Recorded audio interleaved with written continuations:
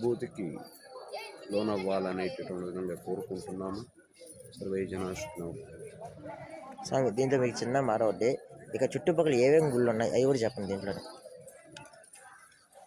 చుట్టుపక్కల అనగా దగ్గరలో వచ్చేటప్పటికి స్వామిమలై, సుబ్రహ్మణ్యేశ్వర స్వామి 6 క్షేత్రాల్లో ఒకటైనటువంటిది ఈ స్వామిమలై క్షేత్రం. తదుపరి అక్కడి నుంచి పోతే కుంభకోణం ఇక్కడి నుంచి ఒక 40-45 కిలోమీటర్ల దూరంలో ఉంది. కుంభకోణంకి వెళితే కుంభకోణం చుట్టుపక్కల 9 నవగ్రహాలకు సంబంధించినటువంటి దేవాలయాలు ఉన్నాయి.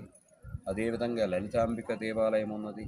అదేవిధంగా అనేక రకాలైనటువంటి పూర్వకాలంలో ఉన్నటువంటి విశేషమైనటువంటి మనకు ఈ యొక్క కళలతో కూడినటువంటి దేవాలయాలన్నీ కూడా, అంటే శిల్పకళ ఉట్టిపడేటటువంటి విధంగా ఉండేటటువంటి దేవాలయాలు కూడా అనేకం ఉన్నాయి కుంభకోణం చుట్టుపక్కల.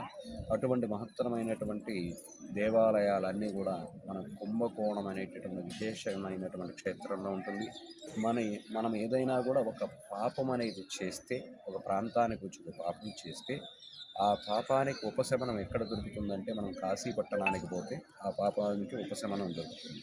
కానీ ఆ కాశీలో కూడా ఏదన్నా పాపం చేస్తే రామేశ్వరం వస్తే రామేశ్వరంలో ఆ పాపానికి ఉపశమనం కలుగుతుంది.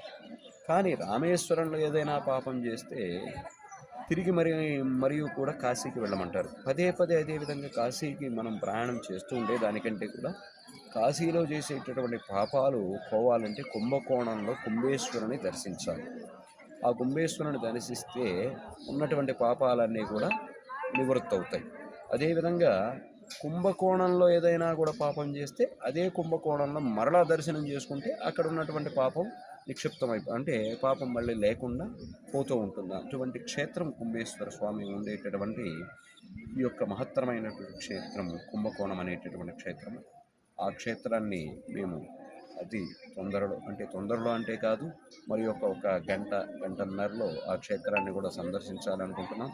దానిలో భాగంగా మా యొక్క శిష్య పరివారాన్ని కూడా తీసుకువెళ్ళి ఆ క్షేత్రాన్ని దర్శింపజేసి దగ్గరలో ఉన్నటువంటి యొక్క నవగ్రహ క్షేత్రాలు కొన్నిటిని, అదేవిధంగా ఇంకా కూడా ఈ యొక్క ఉప్పులేప్పన్ కోయిల్ అనేటటువంటిది, అదేవిధంగా ఇంకా కూడా తిరునల్లారు క్షేత్రం శనేశ్వరుడికి విశేషమైనటువంటి క్షేత్రము, అదేవిధంగా లలితాంబికకు చెందినటువంటి క్షేత్రము, అదేవిధంగా కూతానూరు సరస్వతీదేవి అంటే విద్యా కటాక్షాన్ని కోరేటటువంటి విద్యార్థులకు ఆ యొక్క జ్ఞాపక శక్తిని, సరస్వతి కటాక్షాన్ని ఇచ్చేటటువంటి అమ్మవారు ఈ యొక్క కూతానూరు సరస్వతిని కూడా దర్శించాలనేటువంటి సంకల్ప సిద్ధితో మేము బయలుదేరుతున్నాము. సర్వే జనా సుఖినో భవంతు.